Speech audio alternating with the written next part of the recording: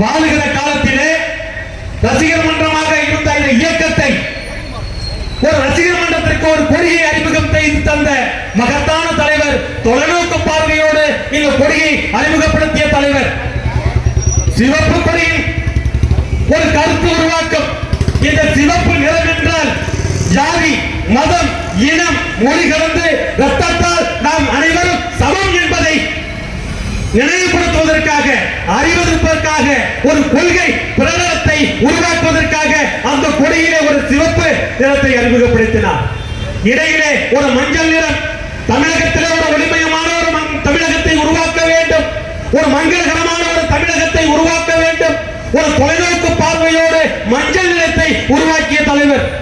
இருண்டு கிடக்கிற தமிழகத்தை வெளிச்சத்திற்கு கொண்டு வர வேண்டும். ஊழல் லஞ்சம் பறந்து போயிருக்கிறது. ஆக தூய்மையான ஒரு அரசை அமைக்க வேண்டும் என்பதற்காக இடையிலே இந்த இருளை போக்க வேண்டும் என்பதற்காக அந்த இருட்டை குறிக்கிற வகையிலே கருப்பு நிறம். ஆக ஜாதி, மதி, ஜாதி, இனம், மொழி அனைவரும் நாம் ஒன்று என்கிற கொள்கை முழக்கத்தோடு ஒளிமயமான இயக்கத்தை 2005 தேசிய முற்போக்கு திராவிட கழகமாக மாற்றியவர்களால் உலக அரசியல் வரலாற்றிலே எத்தனையோ அரசியல் தலைவர்கள் இயக்கம் ஆரம்பித்திருக்கலாம், எத்தனையோ அரசியல் கட்சி தலைவர்கள் ஒரு கட்சியை ஆரம்பித்திருக்கலாம். ஆனால் ரசிகர் மன்றமாக இந்த இயக்கத்தை ரசிகர் மன்றத்திற்கு கொடியை அறிமுகப்படுத்தியதோடு 2005 மதுரையிலே மார்க்கெட்டி ஒரு மாபெரும் மாநாடு நடத்தி கிட்டத்தட்ட 25 லட்சம் இளைஞர்களை ஒன்று திரட்டி தேசிய முற்போக்கு திராவிட கழகம் என பெயரை சூட்டி ஒரு இயக்கம் தந்த வரலாற்று தலைவர் புரட்சி கலைஞர் கேப்டன் என்பதனை மறந்துவிடக் கூடாது. அப்படியாக இருக்கிற இந்த இயக்கத்தை இன்றைய தினம் கட்டுக்கோப்போடு இந்த இயக்கத்தை நடத்தி கொண்டிருக்கிற கழகத்தினுடைய பொதுச் செயலாளர் வீரமங்கை வேலுநாச்சியார், மக்கள் தலைவி எங்கள் அன்னியார்.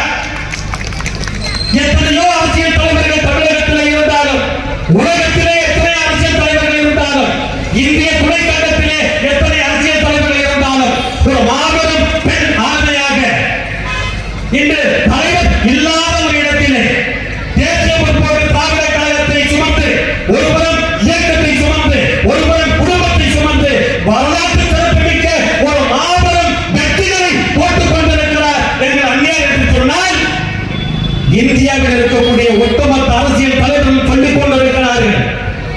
ஒரு மாபெரும் வீரமங்கை தமிழகத்திலே தேசிய முற்போக்கு திராவிட கழகம் என்ற ஒரு இயக்கம் இருந்தது.